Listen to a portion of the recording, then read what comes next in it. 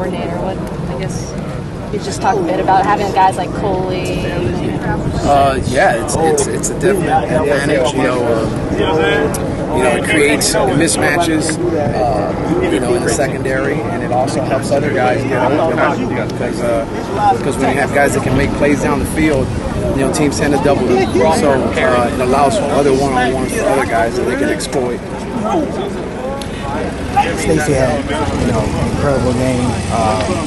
Could have had 4. Can you just talk about his growth from game 1 to the last game? Yeah, but big growth. He put in a lot of time, dedicated himself to really understand what he was doing out there, not just being a robot. He knows what he's doing, and it's paying off for him. He's bringing his skill set to games now, and he's got a special skill set. So as long as he continues doing that and preparing and working at it in practice, then Saturdays will be easier for him.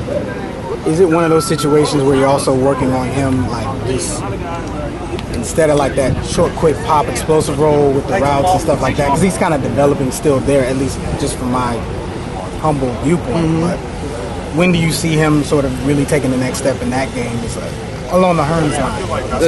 For the deep throws? Well, that, and then, just sort of like the go-to guy on third down and stuff like that. He's already in that. It's just, we got to execute on it. You know what I mean? There was a couple of those in the season where we made him the go-to guy in a couple of those plays. And sometimes the coverage dictates that.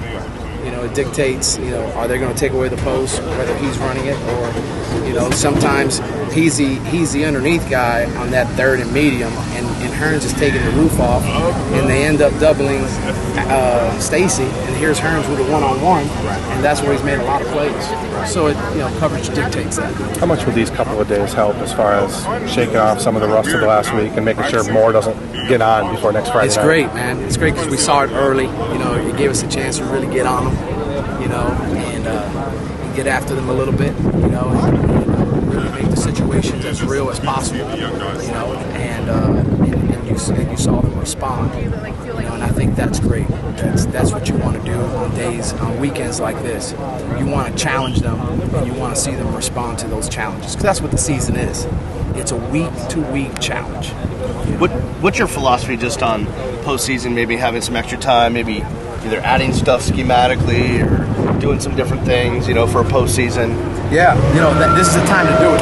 Now and a bye week is really the time where you can really add some of the things that you think guys are growing into as players. And that's what we're doing. How much did you leave